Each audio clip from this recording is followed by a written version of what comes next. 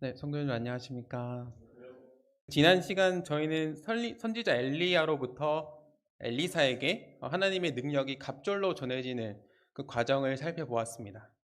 열왕기상을 대표하는 선지자가 엘리야였다면 열왕기하를 대표하는 선지자는 엘리사라고 할 수 있을 텐데요. 오늘 본문인 열왕기하 4장에서는 선지자 엘리사가 행한 아주 놀라운 일들에 대해서 소개하고 있습니다. 그 중에서 오늘은 첫 번째 기적을 함께 살펴보길 원하는데요. 열왕기하 4장 1절부터 7절까지 말씀을 함께 읽으면 좋겠습니다. 시작. 선지자의 제자들의 아내 중에 한 여인이 엘리사에게 부르짖어 이르되 당신의 종 나의 남편이 이미 죽었는데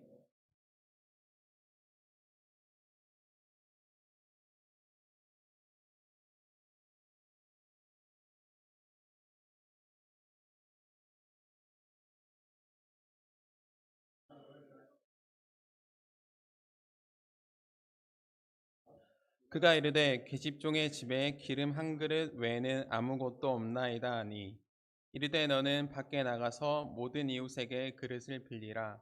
빈 그릇을 빌리되 조금 빌리지 말고 너는 내 두 아들과 함께 들어가서 문을 닫고 그 모든 그릇에 기름을 부어서 차는 대로 옮겨 놓으라 하니라. 여인이 물러가서 그의 두 아들과 함께 문을 닫은 후에 그들은 그릇을 가지고 그에게로 가져오고 그는 부었더니 그릇에 다 찬지라. 여인이 아들에게 그릇을 내게 가져오라 하니 그가 이르되 너는 가서 기름을 팔아 빚을 갚고 남은 것으로 너와 내 두 아들이 생활하라 하였더라. 감사합니다. 네, 오늘 본문의 상황을 보면 엘리사에게 달려와서 울부짖는 한 여인이 등장합니다. 그녀의 남편은 엘리사의 제자였고 하나님을 무척 경외하던 자였지만 남편이 죽고 나서 남긴 것은 그녀가 감당할 수 없는 빚뿐이었습니다. 당시 이스라엘에는 빚을 갚지 못한 자 혹은 그 가족을 종으로 삼을 수 있는 제도가 있었던 것 같습니다. 남편이 남기고 간 빚으로 인해서 그 여인은 남편을 잃은 그 고통이 가시기도 전에 두 아들을 잃을 위기마저 처하게 된 것입니다. 참으로 절망적인 상황이죠. 이렇게 막막한 현실 앞에서 여인은 엘리사에게 나아옵니다. 절망에 빠진 여인에게 엘리사가 던진 질문은 꽤나 의외였던 것 같습니다. 내가 너를 위해서 어떻게 하랴? 내 집에 무엇이 있는지 말하라. 여인은 대답합니다. 기름 한 그릇밖에 아무것도 없나이다. 가난했던 여인의 집에는 돈이 될 만한 것들이 점점 사라졌던 것 같아요. 엘리사의 질문으로 여인은 집을 살펴보았겠죠. 여인의 집에 이제는 정말로 아무것도 없고 그 기름 한 그릇밖에 남지 않은 절망적인 상황을 그 여인이 똑똑히 인지하게 됩니다. 그 남은 기름 한 그릇은 그 여인의 현실을 타개하는데 전혀 어떠한 도움이 되지도 않았던 것 같아요. 정말 작은 것이었기 때문이죠. 엘리사는 여인에게 이웃들에게 그릇을 최대한 많이 빌려온 뒤에 아들들과 함께 문을 닫고 그 모든 그릇에 기름을 부으라고 명령합니다. 여인은 그 말씀에 순종합니다. 이웃들에게 그 그릇을 빌려오고 아들들과 함께 문을 닫고 기름을 부을 준비를 했던 것 같습니다. 제가 그 여인이었다면 여전히 그 상황이 절망스럽게 느껴지고 반신반의했을 것 같아요.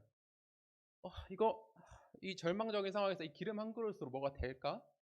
아니 지금 엘리사 선지자께서 직접 오셔가지고 기름을 부어주셔도 될까 말까 하니 지금 이 판에 지금 이거 내가 이거 뭐 할 수 있는 거 맞나? 그렇게 생각했을 것 같습니다. 그러나 여인이 그 기름을 부어서 그릇을 채우기 시작했을 때 기름이 멈추지 않는 것을 보게 됩니다. 기름이 한 그릇을 가득 채우더니 그 다른 한 그릇도 가득 채우고 또 준비한 한 그릇을 가득 채워서 준비한 모든 그릇이 차게 되는 놀라운 기적이 일어나게 된 것이죠. 그 광경을 직접 목격한 여인의 마음이 어땠을까요? 정말로 놀랍고 기쁨의 눈물이 그의 눈에서 터져 나오지 않았겠습니까? 왜냐하면 그 기름은 사실 정말로 아무것도 아니었거든요. 그 여인이 밤에 불을 밝힐 때 쓰다가 남고 그리고 요리를 할 때 쓰다가 남아서 집에 겨우 한 그릇 남은 특별하지 않은 그 기릇이 계속해서 흘러나와서 준비한 모든 그릇을 채우고 여인과 두 아들이 빛을 모두 갚고 생활할 수 있을 정도로 나오는 것을 보면서 여인은 그 가정을 돌보시고 살피신 하나님의 능력에 참 감사했을 것 같습니다. 비슷한 얘기가 엘리야의 때도 나와요. 우리가 몇 주 전에 살펴봤던 대로 엘리야의 때도 비슷한 사건이 있었습니다. 본문의 기적은 열왕기사 17장에서 엘리야와 사르밧 과부 기억나시나요? 사르밧 과부 때 일어난 기적과 유사한 점이 많았습니다. 이스라엘 땅에 당시에 가뭄이 많이 들어서 많은 이들이 굶어 죽게 되었을 때 엘리야 선지자는 사르밧에 있는 과부에게 가서 나를 위하여 떡을 한 조각 달라고 얘기합니다. 그 여인이 정말 가진 게 없었어요. 왜냐하면 가뭄이 시작된 지 오래되었기 때문이죠. 그 여인이 그 엘리야의 명령 이후에 자기가 가진 것을 살펴보니 고작 자기에게는 가루 한 움큼과 기름 조금밖에 남지 않았던 거예요. 더 이상 희망이 보이지 않는 그 상황에서 마지막으로 음식을 이제 만들어 먹고 아들과 함께 죽음을 기다리는 그 상황에서 하나님께서는 그 여인에게 가루가 떨어지지 않게 하시고 기름이 그치지 않게 하십니다. 언제까지요? 그 가뭄이 그치고 그 땅에 비가 올 때까지. 하나님께서는 그 남은 가루 한 움큼을 통해서 가정을 먹이시는 기적을 보여주십니다.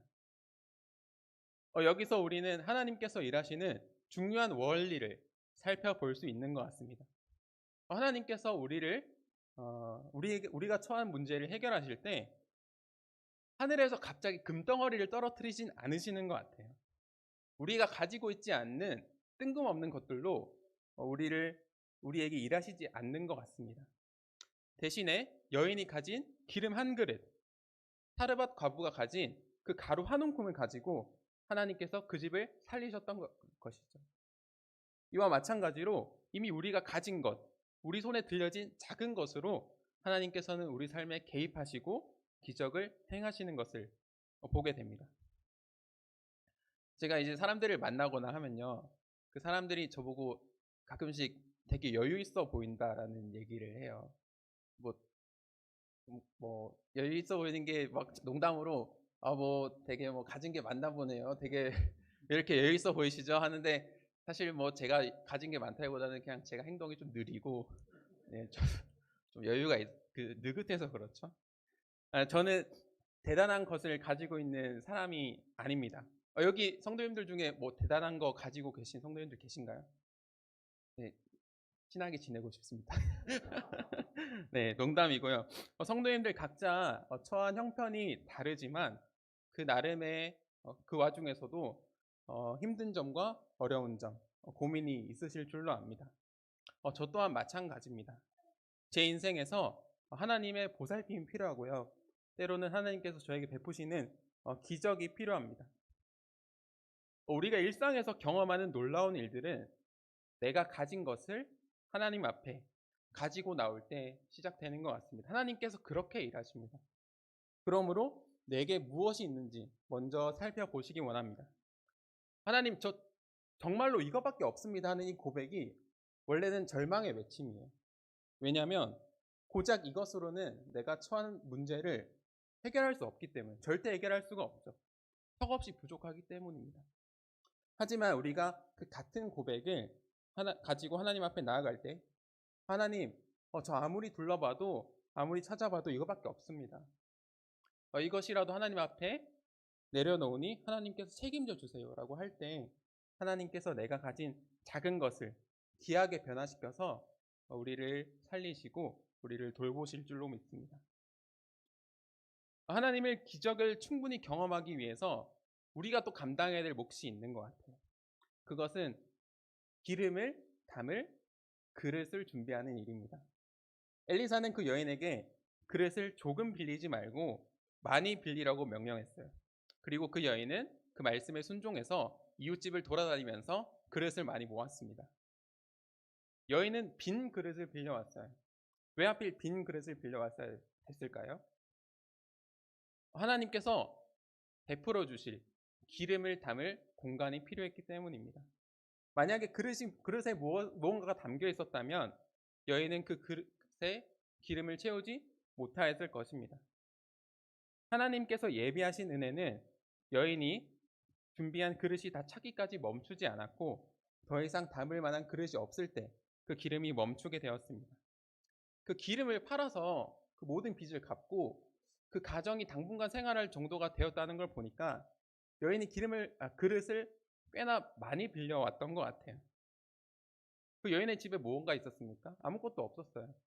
그 여인의 집에 뭔가 담을 만한 것이 없었다는 것을 주변의 이웃들도 다 알았을 겁니다. 그렇기 때문에 그 여인이 그렇게 많은 그릇을 빌리는 게 참 이상해 보였을 것 같아요. 여인이 집집마다 돌아다니면서 때로는 체면을 구기기도 하고 그 상황을 설명하면서 그릇을 빌리는 게 힘들지 않았을까요? 객관적으로 지금 그 여인에게 필요한 건 뭐예요? 그릇을 빌리는 게 아니라 무언가 가게에 도움이 될 만한 어떠한 일을 하는 거죠. 그럼에도 불구하고 그 여인이 그렇게 많은 그릇을 빌려올 수 있었던 것은 여인에게 풍성히 공급하실 하나님을 신뢰했기 때문입니다. 우리가 바라보는 하나님은 참 크신 분입니다. 참 크신 분이에요. 그분은 우리에게 그분의 능력을, 은혜를 풍성히 부어주기를 원하시지만 우리에게 그것을 담을 만한 그릇이 없다면 하나님께서 부어주고 싶으셔도 우리가 받을 수 없는 것입니다. 때로는 현실적으로 힘들고 어려워서 앞을 기대하기가 어려울 때도 있지만 저는 그럼에도 불구하고 우리 교회가 하나님의 능력을 경험할 수 있는 빈 그릇을 많이 준비할 수 있으면 좋겠습니다. 가끔 학생부를 생각하면 좀 막막할 때가 있어요. 왜냐하면 아이들 수가 계속 줄어들거든요. 그리고 앞으로도 계속 줄어들 것 같거든요. 지금도 학생 수보다 교사 수가 많아서 교사 수를 좀 줄여야 되나? 라는 생각을 해본 적도 있습니다.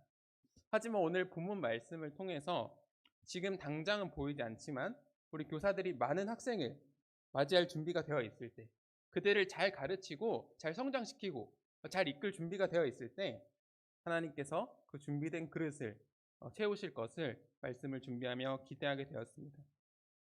이는 학생부뿐만이 아니라 교회 모든 부서에서 준비해야 할 그릇인 것 같습니다.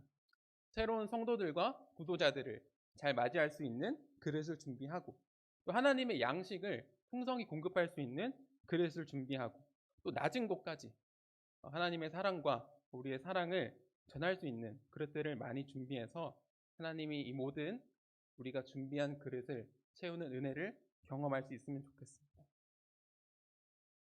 본문 말씀을 묵상하면서 하나님께서 왜 굳이 여인에게 내 집에 무엇이 있느냐 하고 물으셔서 그 작은 기름 한 그릇을 사용하시고 믿음으로 그 많은 그릇을 준비하게 하시는지 생각해 보게 되었습니다. 왜냐하면 하나님께서는 무에서 유를 창조하신 분이거든요. 이스라엘 백성들이 애굽에서 나올 때 홍해를 가르신 분이고요. 엘리야가 하나님 앞에서 기도할 때 바알 선지자들 앞에서 그 젖은 제단을 불로 활활 불태우신 그때도 지금도 전능하신 하나님이십니다. 우리가 어렵고 답답한 상황에 처했을 때 지금 내 통장에 별도 말고 더도 말고 한 10억만 있으면 좋겠다. 그러면 내가 가진 걱정이 다 사라질 텐데 하나님 어떻게 안 될까요? 하는 마음이 들 수 있습니다. 우리 교회 리모델링 준비할 때 쉽지 않았죠. 힘든 과정을 거쳐서 지금 이렇게 예쁜 교회를 우리가 가지게 되었는데 하나님께서 1등 복권 한 번만 당첨되게 해주시면 우리가 리모델링을 좀 더 잘 또 화기애애하게 행복하게 할 수 있지 않았을까 하는 그 상상만 해도 행복한 그런 상상을 해보기도 합니다. 주님을 위해서 내가 산다고 하는데 주님을 위해서 내가 이 일을 한다고 하는데 왜 어렵고 막막한 길을 걷게 하시고 또 우리가 가진 것들을 내려놓게 하시는지. 근데 만약에 비유적으로 말씀드리는 건데 하늘에서 이렇게 황금이 막 천둥번개와 함께 떨어진다고 하면 그 일이 나에게 생긴다고 하면 그 일은 분명히 놀라운 사건이지만 사실은 내가 살아가고 있는 삶과는 그저 큰 상관이 없는 그냥 신기한 일이 벌어진 것일 뿐일 겁니다. 하지만 하나님께서 이미 내가 가진 것들, 그리고 내가 배운 별거 아니어 보이는 기술들, 그리고 내가 경험한 그런 작은 사건들을 통해서 내가 보기에는 참 보잘것없어 보이는 이 작은 기름 한 그릇을 하나님께서 귀하게 변화시키는 그 과정을 경험할 때 우리는 하나님께서 나와 멀리 계신 분이 아니라 내 삶 한가운데 함께 계셔서 나를 보살피시고 다스리시고 함께 경험하시는 참된 주인임을 알게 되는 것입니다. 이러한 경험은 우리를 변화시키는 참 복된 것입니다. 내 손에 있는 것으로 놀라운 하나님의 일들을 경험한 자는 더 이상 이전과 같을 수 없는 것입니다. 이 험난한 세상 담대히 살아낼 수 있는 것입니다. 그 경험이 우리의 믿음을 더욱 성장시키고 내가 서 있는 자리에서 하나님의 자녀로서 하나님 나라를 함께 다스리는 자로서 우리가 온전히 설 수 있게 됩니다. 신약에서요, 예수님께서 이 땅에 오셔서 참 많은 일들을 행하셨는데 그 중에 대표적인 사건, 여러분들 잘 알고 계시는 오병이어 사건입니다. 다들 잘 알고 계시죠? 내용을. 떡 5개와 물고기 2마리로 5천 명을 먹이신. 사실 5천 명이 넘었죠. 왜냐하면 당시에는 성인 남자만 계술했기 때문에 여자와 아이들을 세지 않았던. 그렇게 해서 5천 명을 먹이는 그 놀라운 기적이 예수님께서 행하신 오병이어 사건입니다. 말씀 한번 짧게 살펴볼까요? 마가복음 6장 35절 이하 말씀인데요.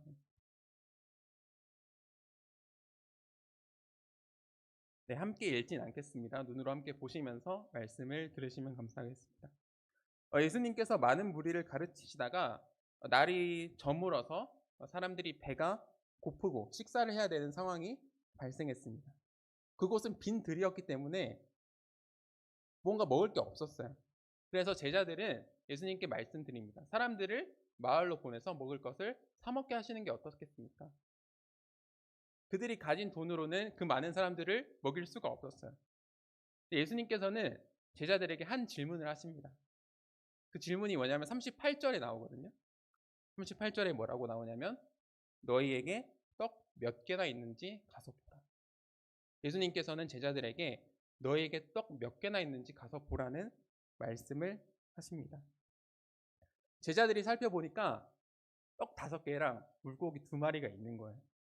이 말을 들은 예수님께서는 사람들을 마을로 보내지 않으시고 갑자기 사람들을 삼삼오오 완치기 시작하시더니 떡과 물고기를 나누어 주는데 모두가 다 배불리 먹고 남은 것이 12바구니에 가득 차는 놀라운 일이 벌어지게 된 것입니다. 오병이어는 정말 놀라운 기적이에요. 수많은 사람들이 그 기적을 함께 경험했습니다. 근데 그 기적이 어디서부터 시작했냐면 내가 가진 것이 무엇인지 살펴보는 작은 믿음의 행위에서 시작된 것을 우리가 보게 됩니다. 내게 무엇이 있습니까? 성도님들 무엇을 가지고 계십니까? 앞서 말씀드린 대로 저는 대단한 것을 가지고 있지 않습니다. 오늘 본문 말씀을 묵상하면서 제가 가진 것들을 한번 샅샅이 살펴보니 너무나도 평범한 한 사람임을 보게 되었습니다. 그런데도 하나님께서 저를 사용하셔서 교회 여러 일들을 함께 섬기게 하시고 특별히 지금 수요 집회 이 자리에서 하나님의 말씀을 강단에서 전하게 하시니 참 감사가 됩니다. 지난번에 말씀 전하고 저도 제가 많이 부족했던 거를 잘 알고 있거든요. 근데 성도님들께서 젊은 형제 낙심하지 말라고 많이 위로와 격려의 말씀을 해주신 것을 참 감사하게 생각하고 있습니다. 몇몇 분들이 그런 말씀도 해주시더라고요. 제 목소리가 되게 또렷해서 전달력이 좋다는 말씀을 해주셨는데 사실 제 그 목소리가 처음부터 이러지는 않았었습니다. 다소 개인적인 얘기일 수가 있는데요. 제 전공이 중어 중문학과거든요. 대학교 때 이제 중어 중문학과를 선택해서 가게 되었고 가게 된 계기는 중국 선교의 원대한 꿈을 가지고 가진 않았고 성적에 맞춰서 좀 간 그 경향이 있습니다. 그래도 이제 제가 서울로 오게 되면서 참 많은 기대를 했어요. 참 잘해보겠다. 청운의 꿈을 가지고 왔는데 그래서 입학 전부터 제가 중국어 학원을 다니면서 중국어 공부를 미리 좀 했었거든요. 가서 좀 잘해보겠다고. 그래서 가서 처음에 입학해서 레벨 테스트를 했는데 제가 상반에 배치되게 된 거예요. 되게 기분이 좋았어요. 보람이 있구나. 비극의 시작이었습니다. 상반에는 어떤 애들이 가득했냐면 괴물 같은 애들이 많았어요. 중국에 막 십몇 년 살다 온 친구들, 뭐 중국어 특기자들, 최소 외고 졸업생들 해서 제가 거기서 중국어를 제일 못하는 학생인 거예요. 그래가지고 제가 아무리 열심히 수업을 따라가 보아도 걔들을 따라갈 수가 없는데, 이게 성적은 또 상대평가잖아요. 중국어 말하기 C, C면 이제 거의 저희가 받을 수 있는 거의 최소한의 학점입니다. 중국어 듣기 C, 중국어 읽기 C. 제가 그때 참 힘든 시간을 보냈었어요. 근데 불행 중 다행인 것은 제가 그때 그래도 상반에 있으면서 중국어 실력이 비교적 많이 늘었던 것 같고, 그 원어민 수준의 친구들과 함께 수업을 들으니까 그 중국어 발음이 되게 좋아졌었습니다. 그 발음이 거의 뭐 제 현지인 수준으로, 제 입으로 이렇게 얘기하기는 좀 그렇지만, 네, 완벽하게 배울 수 있었는데, 중국어에 성조가 4개 있는 거 아시죠? 그래서 그런지 제가 그 성조를 완벽하게 습득하면서 한국어를 말할 때 쓰는 발성이랑은 좀 다르더라고요.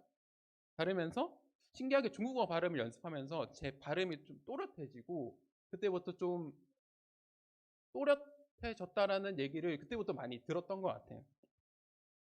저는 당시에 실패했다고 생각하면서 좀 되게 어려운 시간을 보냈었는데, 그 시간이 지금 와서 생각해보니 실패한 시간만은 아니었고, 그 시기를 통해서 배운 것들로 인해서 성도님들과 함께 말씀을 전하고, 또 일부 말씀을 전하는데 좀 도움이 된다는 사실을 생각할 때 좀 감사가 되는 것 같습니다.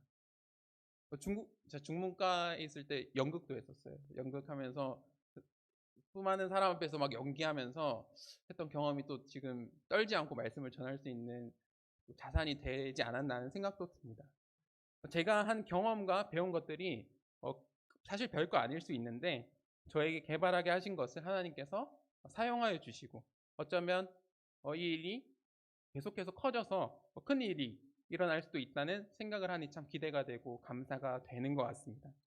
특별히 저를 포함한 젊은 형제 자매님들, 내가 가진 것이 무엇인지 살펴보는 시간을 가질 수 있다면 좋겠다고 생각이 듭니다.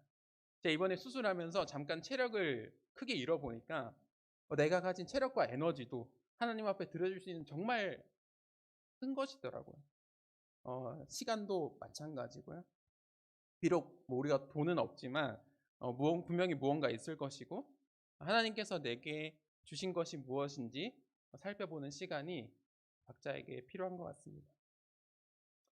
마지막으로 최근 우리 교회가 간판을 달게 된 과정을 통해서 느꼈던 감사를 또 묵상하고 말씀을 마무리하면 될 것 같습니다.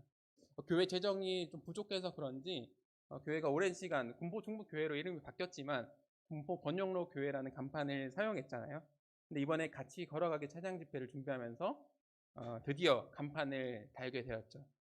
근데 이 간판이 지금도 이번에도 떡하니 생긴 것이 아니라 여전히 재정이 부족했고, 이 간판을 설치하기 위해서 많은 성도님들의 마음이 차곡차곡 모였다는 것을 보게 될 때 참 감사가 됩니다. 각자 넉넉하지 않은 형편 속에서 하나님, 제가 이거라도 드립니다 라고 십시일반 내어놓은 각자의 헌신이 모여서 오늘 군포중부교회가 이렇게 예쁜 간판을 달 수 있었던 것 같은데요. 우리 교회는 성도님들이 각자 가지고 계신 작은 것들이 계속해서 드려질 때, 그리고 내려놓아질 때 계속해서 주님 보시기에 아름답고 성장하는 교회로 교회가 성장해 갈 것이라고 생각합니다. 성도님들 지금 손에 든 기름 한 그릇 작다고 내버려 두시고 버려두지 않으시기 바랍니다.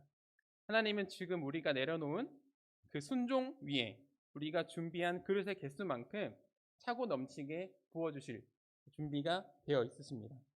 그리고 그 일을 통해서 나와 멀리 계시는, 나와 상관없는 하나님이 아니라 내 삶에서 역사하시는 하나님을 경험할 수 있으시면 좋겠습니다. 남은 한 주도 우리 각자의 자리에서 나를 돌보시는 하나님, 놀라운 일을 행하시는 하나님을 만나는 복된 삶이 되시기를 축복드립니다.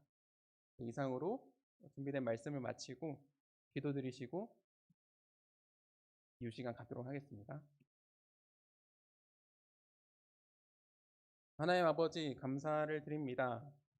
하나님 아버지께서 저희의 아버지 되시고 저희 일상의 삶에서 저희를 돌보시고 살리시는 하나님이심을 생각할 때 참 감사가 됩니다. 주님께서 저희에게 주신 것들을 통해서 하나님께서 역사하여 주시고 저희 삶이 하나님이 이끄시는 대로 어, 흘러가서 주님의 놀라운 일들을 함께 경험하는 그런 그릇이 채워지는 그런 교회가 되기를 소망합니다. 각자의 삶 속에서 하나님 함께 역사해 주시고 지켜주시기 원합니다. 감사드리며 예수님 이름으로 기도드렸습니다.